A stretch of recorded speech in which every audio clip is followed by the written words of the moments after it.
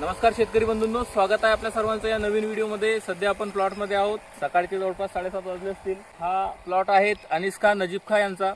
आज ते त्यांच्या शेतामध्ये पेंडामिथिलिनचा स्प्रे घेत आहेत। पेंडामिथिलिन हे उगवणपूर्व स्प्रे करणारा किंवा घेणारा तणनाशक आहे।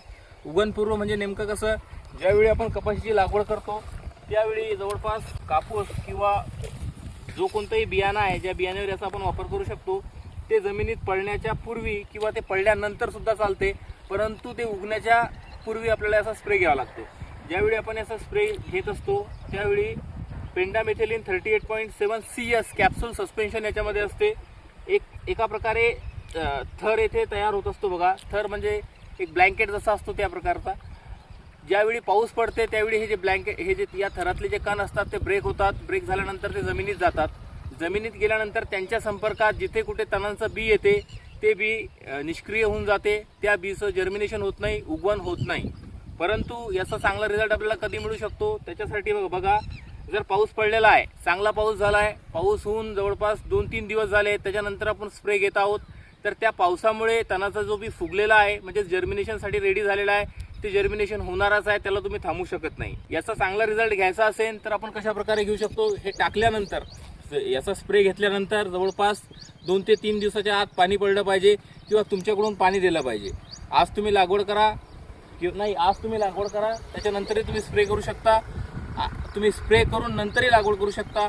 पेंडामिथिलिन 38.7% CS कॅप्सूल सस्पेन्शनचा रिझल्ट आहे। बऱ्याच लोकांना रिझल्ट येत नाही, त्याच्या मागे कारण मी तुम्हाला सांगतो काय। येथे तुम्ही बघू शकता जे रोटर झालेलं आहे ते युनिफॉर्म आहे।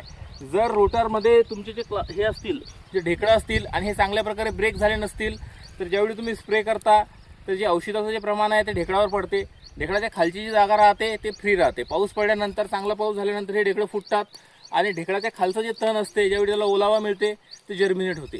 त्याच्यामुळे बऱ्याच लोकांना याचा रिझल्ट येत नाही। याचा रिझल्ट येण्यासाठी 2 प्रकारे तुम्ही याचा चांगला रिझल्ट घेऊ शकता। एक, तुमचा रोटर चांगला झालेला पाहिजे। दुसरा, स्प्रे घेण्याच्या पूर्वी पाऊस पडलेला नाही पाहिजे। जर अगोदर पाऊस पडला असेल, जोरदार पाणी झालं असेल, नंतर तुम्ही फवारा घेताय, पण पाणी पडल्यानंतरही तुम्ही फवारा घेऊ शकता, फक्त 48 तासाच्या आत।